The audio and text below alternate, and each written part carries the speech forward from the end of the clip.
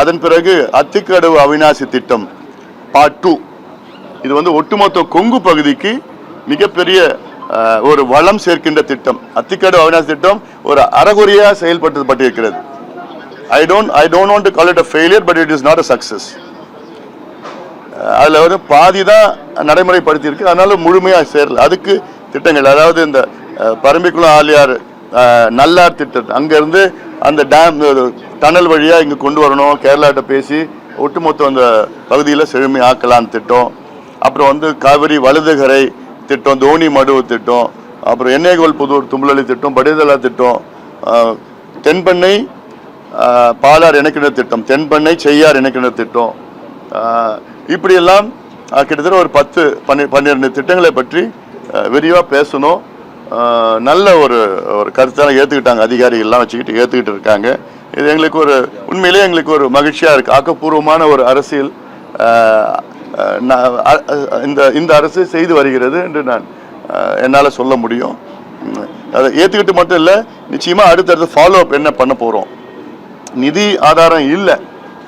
அதாவது கடந்த 60 ஆண்டு காலம் இந்த திராவிட கட்சிகள் உடைய மிகப்பெரிய தோல்வி என்பது நீர் மேலாண்மையில், நீர் திட்டங்களுக்கும் நீர் மேலாண்மை திட்டங்களுக்கும் முக்கியத்துவம் கொடுக்காததுதான் இந்த திராவிட கட்சிகள் தமிழ்நாட்டுக்கு செய்த அவங்களுடைய மிகப்பெரிய தோல்வியை நான் பார்க்கிறேன்.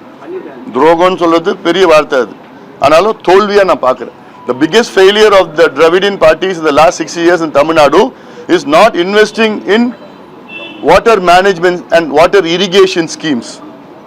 இதில் என்னன்னா, தமிழ்நாட்டினுடைய பாசன பரப்பு கடந்த 45 ஆண்டு காலத்தில் 40 லட்சம் ஏக்கர் குறைஞ்சிருக்கிறது. இது எவ்வளவு பெரிய ஒரு செய்தி! இது 45 வருஷத்துல 40 லட்சம் ஏக்கர் பாசனம் குறைஞ்சிருக்கு தமிழ்நாட்டில். ஏன்னா நீர் திட்டங்கள்ல நம்ம முக்கியத்துவம் கொடுக்கல. 1000 ரூபாய் மாசம் கொடுக்குறோம், 2000 ரூபாய் கொடுக்குறோம், பொங்கலுக்கு கொடுக்குறோம், கோடை காலத்துக்கு கொடுக்குறோம், எல்லாம் கொடுக்குறோம்.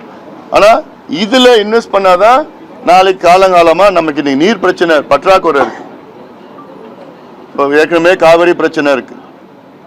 இதெல்லாம் இன்வெஸ்ட் பண்ணணும்னா நீர் திட்டங்கள், அங்கே இருக்கிற நீர், நமக்கு மழை வருது.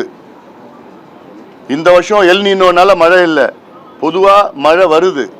ஆனா வர மழை குறுகிய காலத்தில் பெய்யுது. இதுக்கு முன்னாடி ஒரு பருவம் என்பது 45 to 50 நாள் மழை பருவம், 3 மாதம் 6 மாதம் பருவம், தென்மேற்கும் வடகிழக்கும். அந்த 6 மாதத்தில் 45 நாள் 50 நாள்ல மழை பெய்கிற நாட்கள். ஆனா இன்னைக்கு மழை பெய்கிற நாட்கள் பார்த்தீங்கன்னா 30 to 35 நாள்ல பெஞ்சிருது. 50 நாள்ல பெய்கிற மழை கிடையாது. அப்போ அது தேக்கி வைக்கிறதுக்கு நமக்கு இல்லை. ஏரிகள்லாம் காணாமல் போயிடுச்சு, ஏரிகள் தூர் வாரல. தமிழ்நாட்டில் உள்ள 27,000 ஏரிகளை 1 மீட்டர் தூர் வாரினா, ஒவ்வொரு ஏரியும் 1 மீட்டர் தூர் வாரினா 200 TMC கொள்ளளவு நம்ம இன்க்ரீஸ் பண்ணலாம் தமிழ்நாட்டில். ஸோ இவ்வளோ ஸ்கீம்ஸ்லாம் இருக்குது.